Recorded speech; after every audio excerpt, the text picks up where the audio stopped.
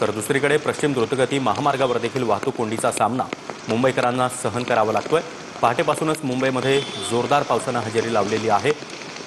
मुंबई शहर असेल त्याचबरोबर उपनगरामध्ये देखील पावसाची संततधार सुरूच आहे आणि आता पावसाचा जोर वाढल्याचं पाहायला मिळतंय। गेल्या 3 दिवसांपासून मुंबईमध्ये जोरदार पाऊस बरसतोय आणि आज देखील पहाटेपासून सुरू झालेल्या पावसामुळे अशा प्रकारे रस्ते वाहतुकीवर त्याचा परिणाम झालेला आहे। पश्चिम द्रुतगती महामार्गावर वाहनांच्या लांबच लांब रांगा लागलेल्या आहेत। तर अंधेरी सबवे देखील बंद करण्यात आलेला आहे।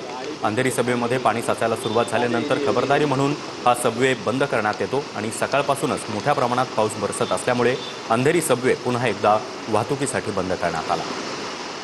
मुंबईच्या विविध भागांमध्ये सखल भागात पाणी साचायला सुरुवात झालेली आहे।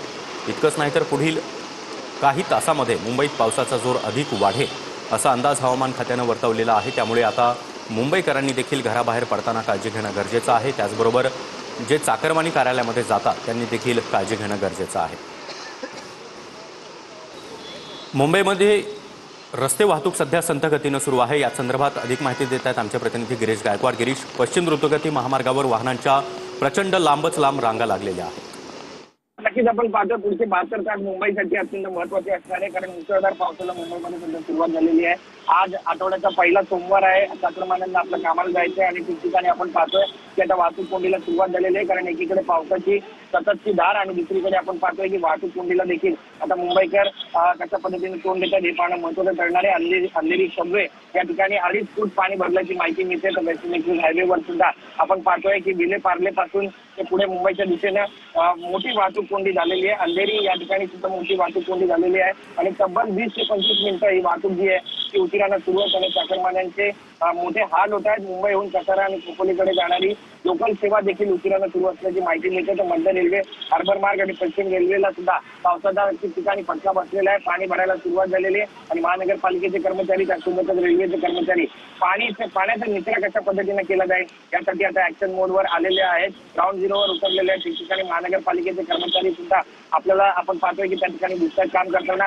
मात्र तरी देखील पाणी साचल्याच्या ज्या घटना आहेत त्या सुद्धा समोर येत आहेत। मुंबईतील एसटी डेपो त्या ठिकाणी सुद्धा रस्त्यावरती पाणी साचल्याची माहिती मिळते आणि तिथे सुद्धा महानगरपालिकेची टीम लवकरात लवकर पोहोचावी अशी मागणी स्थानिक नागरिकांकडून केली जात आहे। जे मिठी नदीला संलग्न असलेले नाले आहेत ते सध्या तुडुंब भरलेले आहेत आणि अशाच पद्धतीने जर 3 ते 4 तास सतत पाऊस सुरू राहिला तर मात्र मुंबईकरांची दैना उडू शकते, मुंबईकरांचे हाल होऊ शकतात आणि मुंबई थांबू शकते आणि त्यामुळे महानगरपालिका आता नेमकं काय ऍक्शन घेणार आहे या सगळ्यांबाबत हे सुद्धा पाहणं तितकंच महत्त्वाचं ठरणार आहे। वेस्टर्न एक्सप्रेस हायवे असू द्या, ईस्टर्न एक्सप्रेस हायवे असू द्या किंवा फ्री असू द्या, या सगळ्यांवरती वाहनांच्या लांबच्या लांब रांगा लागलेल्या आहेत। वाहतूक संथ गतीने सुरू आहे।